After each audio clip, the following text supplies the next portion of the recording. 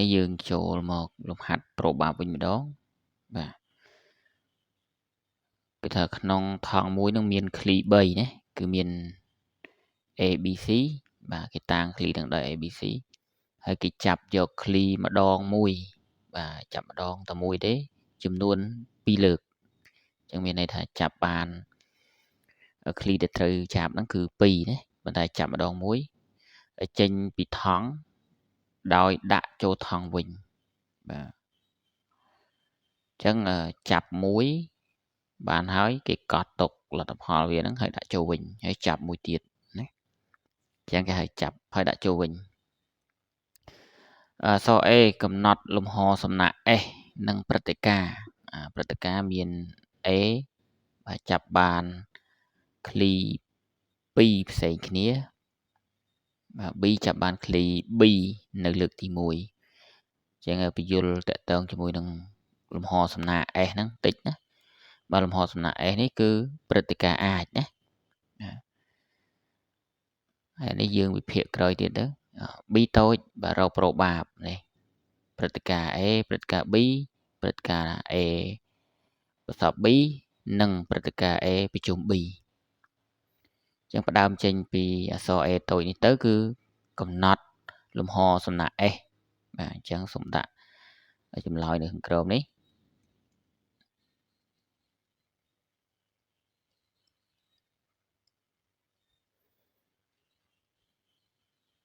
បាទឥឡូវឃ្លីយើងមានបាទ A តូចអញ្ចឹងចាប់លើកទី1អាចបាន A តូចបាទលើកទី2ក៏ A តូចដែរបាទវាអាចបានណាបាទលើកទី1 A តូចលើកទី2អាចបាន B លើកទី1បាទ A តូចលើកទី2អាចបានបាទអាចបាន C អញ្ចឹងទៅលើកទី1បាន B លើកទី2អាចបាន B ដែរបាទលើកទី1បាន B លើកទី2បាន A បាទលើកទី1បាន B លើកទី2បាន C អញ្ចឹងទៅឬក៏បាទលើកទី1បាន C លើកទី2បាន C ទៀត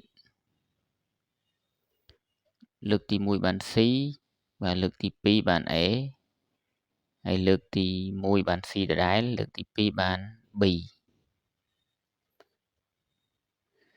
បាទអញ្ចឹងអស់ហើយណាមើលតើ n នៃ S បាទចំនួនធាតុរ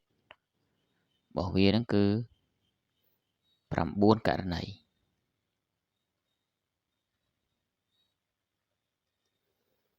បាទព្រឹត្តិការណ៍ A ណាបាទព្រឹត្តិការណ៍ A សូមមិនទៅសេឡើងវិញម្ដងទៀតទេគឺយកតែម្ដងចាប់បានឃ្លី2ផ្សេងគ្នាបាទចាប់បានឃ្លី2ផ្សេងគ្នាមានន័យថាចាប់លើកទី1ហើយនិងលើកទី2គឺខុសគ្នាមិនមែន AA ដដែលហើយក៏មិនមែន BB ដដែលណាអញ្ចឹងយើងរើសមើលនៅក្នុងលំហសំណាក់របស់យើងបើនៅក្នុងនឹង9ដកឃ្លីដែលដូចគ្នានឹង AA BB CC ចោលទៅអស់3ណាអញ្ចឹងយើងនៅសល់6ទៀតគឺ AB BA បាទ AC CA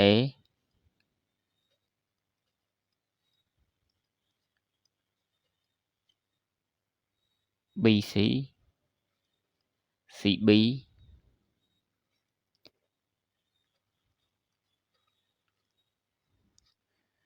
ជាងចំនួនធាតុរបស់វាគឺ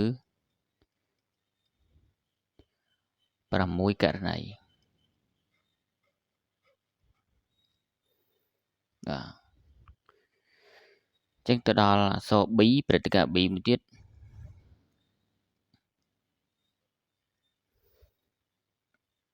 B គេថាចាប់បានឃ្លី B នៅលើកទី1បាទអញ្ចឹងលើកទី1 B លើកទី2បានអីបានទៅបាទ B ទៀតក៏បានលើកទី1 B លើកទី2 A បាទលើកទី1 B លើកទី2 C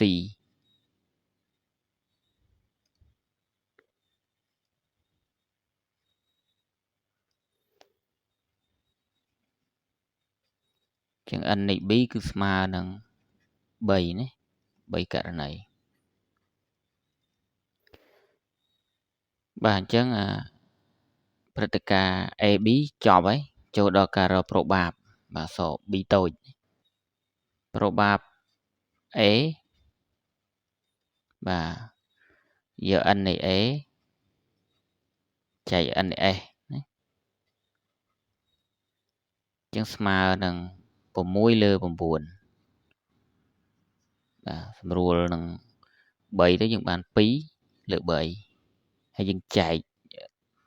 បើរកទស្សភាគទៀតក៏បានដែរប្របាប B គឺស្មើ n នៃ B នៅលើ n នៃ S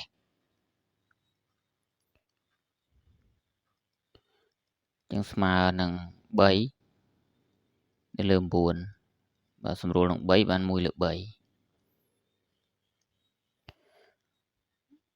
បាទយើងរកប្របាបនៃព្រឹត្តិការណ៍ A បាទប្រសព B សិនបាទអញ្ចឹងគឺស្មើនឹងចំនួនធាតុរបស់ A ប្រសព B ចែកឲ្យ n នៃ S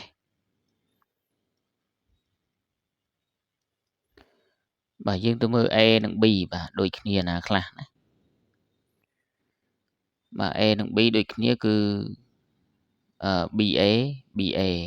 ហើយ BC BC អញ្ចឹងពីរធាតុ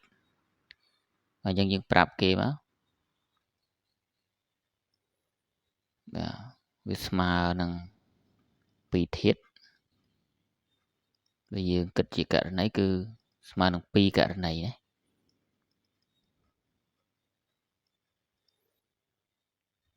ចឹងនាំឲ្យប្របាបរបស់យើង